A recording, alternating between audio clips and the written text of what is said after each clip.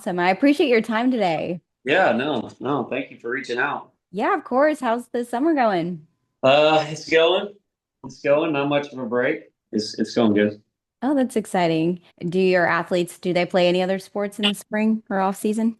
Yeah, we have quite a few, honestly. We have it's really more of our younger guys, Hmm. um, like freshmen, sophomores that kind of try to do two or three sports, and then once they get to a junior or senior, it kind of it's just hard at the 6A level.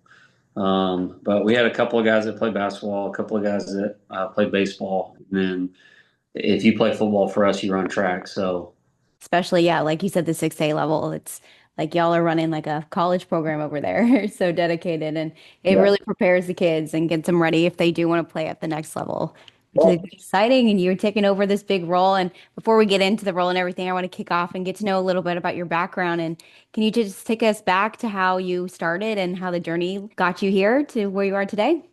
yeah, sure. So I grew up in a small town in East Texas. I don't know if you've heard of Omaha, Texas. Yep. Hmm. Okay, so Paul Pewitt is the name of the high school. It was 3A when I was going through high school. Now it's 2A. Um, but I played five sports there. I played football, basketball, baseball, track, and I even attempted to play golf. So sports was always kind of in the background. I always knew that I wanted to be a coach, probably from the time I was like middle school. I only had one, honestly, I only had one college that even kind of reached out that was interested in me coming to play football, and it was Mary Hardin-Baylor in Belton. And I'd never heard of Belton, never heard of Mary Hardin-Baylor. Went on a visit, ended up committing there and going to play there. So I played safety at UMHB for 4 seasons, and then I was a graduate assistant for three of the football seasons. And when I graduated, I thought I wanted to go the college football route, but a guy named Tony Salazar, who actually recruited me to go play at Mary Hardin-Baylor, called me. And at the current time, I was living at home with my parents. Right. Said, "Well, I have a job. If you want to come coach linebackers for me at Marble Falls." And I was like, "Yeah, this is better than the alternative," Hmm. which was living at home.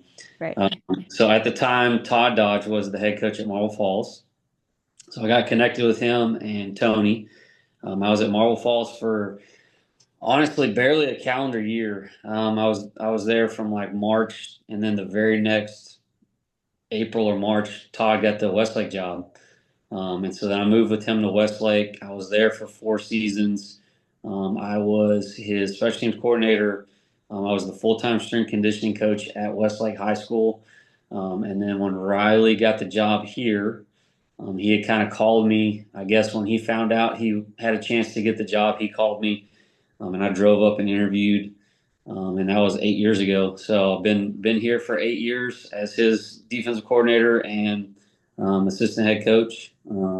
And so yeah, I've been very very fortunate and blessed to be in some good places. Absolutely. It's really cool to hear about the just the Texas high school football like connections. You just meet one person and it can change your life. It's so exciting. How did you know Tony originally? So I didn't know Tony at all. Oh, okay. He was actually the first person, like the first coach that reached out from Mary Hardin-Baylor was Tony Oh, okay. to recruit me. And so he was a graduate assistant my freshman year. He was a GA at UMHB, and so that's how we got connected. And then when I graduated, he knew that I was graduating, so he reached out about a job opportunity. And so that's kind of how our stories got connected. But he's awesome. He's one of my mentors for sure. If I have questions, he's definitely one that I call and lean on for sure. That's great. He just knew of you and you heard you were good and yeah, reached out. That's really cool to hear the story. I always love to hear coaches' stories because I just feel like coaches are just like big, like melting pots. Like you grab from things from what you like from coaches and you grow into what you are, which is really cool. Have you had a moment yet that's like hit you like, okay, I'm officially the head coach at Southlake Carroll Honestly, no, not yet. I'm sure once we get into the season, season? it'll Yeah. probably hit me. Just because we hit the ground running pretty quickly. So I haven't had a ton of time to kind of breathe and think about it. So, but I'm sure once we kind of get ready for that first game kickoff, Right. or at some point it'll hit me, or when we're game planning or something, but no, it hasn't hit me yet. I get that. It doesn't really feel like football season yet. Exactly. Eventually, once it feels like fall and yeah, the guys are officially into like the fall and everything, I'm sure you'll have that moment. But taking over a program with that kind of tradition is so exciting. Does it feel exciting, pressure, all a little bit of both? Yeah, it's definitely both. We're very very excited. Obviously, I'm blessed for the opportunity that I have. We, here the expectation and the standards are so high, but that's kind of what you want as a head coach. You want to be in a place um, where the expectation is to win a lot of football games, because it kind of puts that positive pressure on you. Where you got to kind of bring it every day, and the kids feel that too. So. It's something that we don't shy away from. We kind of embrace that, and we kind of let that use it. It kind of fuels what we do from a day-to-day standpoint. Get that. I love the adrenaline rush and just like feeling the pressure just makes you want to be better and brings out the best in you. I can imagine. So what's the been, I know it's early in the summer, but do you know what the biggest difference has been so far transitioning from being the defensive coordinator and this associate head coach to now sitting in the big chair? Um, Honestly, the different. I mean, like your schedule is a little bit more busy. Right. Uh, doing media stuff, meeting with admin and parents or whatever. So I would say that's like the first thing I noticed was you definitely take on more meetings. hmm And when you look at your calendar, like my calendar in the spring used to be like I could do whatever I want. Right. As soon as I got hired, it was like every day it was full. I was kind of uh, had people to go see or talk to. So that's been the biggest difference. And then I would say the next biggest thing is everybody answers to you now, right? So even not even just players, like now you got to get the coaches, you got to make sure that both sides of the ball are in alignment, and your coordinators know what you're kind of coaching them up to do, and so that's been the biggest difference is a little bit more busy schedule calendar, and just making sure that every day you have a plan and you're prepared because people are now looking to you. Oh yeah, I can imagine. Yep. Your schedule just went fully like booked. That's exciting though, and there's such a standard there. So how do you balance like the tradition and also still making it your own program? Yeah, I think that's one of the unique things about this place is I think there's a couple of things that make it so unique. I think to start, we're one high school town, and every elementary school, every middle school is Dragons. So, I told my coaching staff when I got hired that the football program at Carroll is not 9 through 12, it's first grade through 12th grade. Right. And so, getting the kids at an early age and getting them to buy into the program is big. And I think that's a unique thing here. But I think also as the kids kind of progress through their time, whether it's through Dragon Youth Football or middle school to high school, they kind of expect certain things to happen, especially once you get into the high school. So like Dragon Maker is a big thing here, which is kind of our boot camp like version. So like kids expect Dragon Maker and they know it's coming. We have game day expectations every Thursday before a Friday game. We have a walkthrough that we do a certain way. So like there's a ton of like tradition here that we're not going to change because it's been that way for 30 40 plus years, and it works and the kids expect it, but also there's things where we have to identify like, is this something that's going to help us win football games?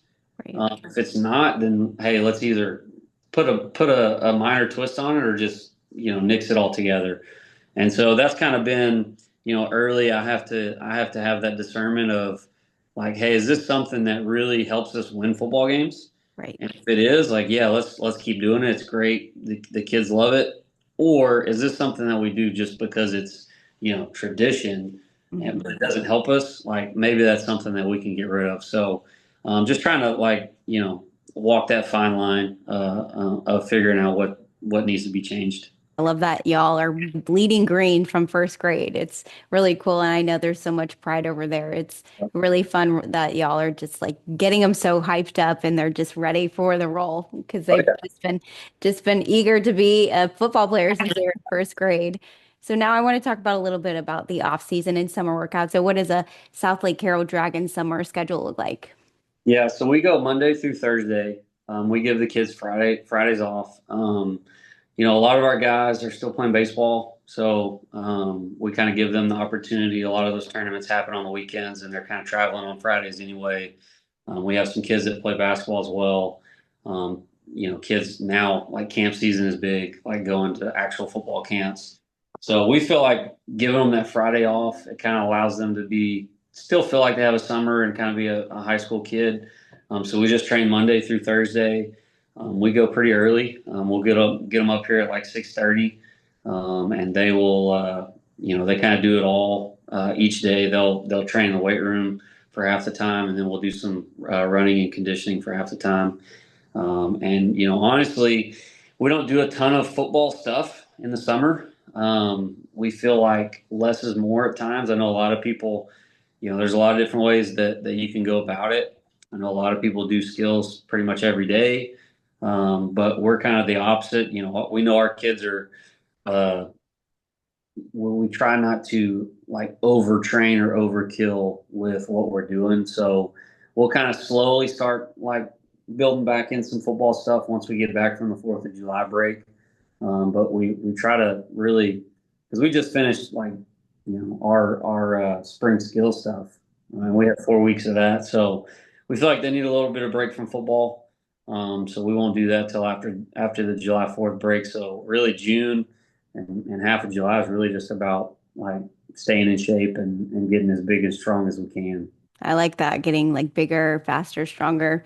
It makes them Yep. more excited to get into football since they've been off for a while. I always felt like when you took bigger chunk breaks and you got back into it, you're like, oh, I'm excited. Like I've been missing this, kind of craving that thing. Yeah, 100%. And that's something that we've troubleshot throughout the years, because early on at our time here we were kind of in the same mindset of like, hey, if we're allowed to do it, let's do it.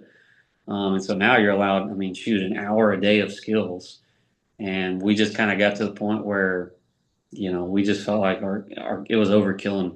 It was too much for our kids. And so we've kind of gone the opposite way of we feel like, less is more at times. Oh, I agree. It's great that y'all are just doing what's right for your kids and it's what y'all are, your traditions and your ways, and it works. And so it's great that the kids they're Yeah. being able to relax, but they're still training and getting You know, ready for season. like our kids are going to train, they're going to Exactly. train whether we tell them not to or that Yeah. they're extra outside of what we already do. So we got to understand that as well, and we got to try not to overtrain them. Overtrain. I know because burnout is real. So it's cool that they're doing if they want to do the other stuff, they can do it on their own. But cool. Correct. Well, that's great. And now I want to get just through some housekeeping, take it back to last season. You all had an incredible run, but I can imagine the state championship loss still stings a little bit. So looking back now, what do you think that experience taught this program? Um, that's a great question. So we lost, we've been so close. Right. 2020, we lost in the state championship, 21 semifinals, 23 semifinals, 24 state championship game, last year semifinals. Like, I think that's one of the biggest things is like we probably are 3 or 4 plays away from potentially winning three in a row. And so the big thing you don't want to do is like hit a panic button and be like, we got to change all this and do all these things different. It's like, you got to trust like the plan that you have in place.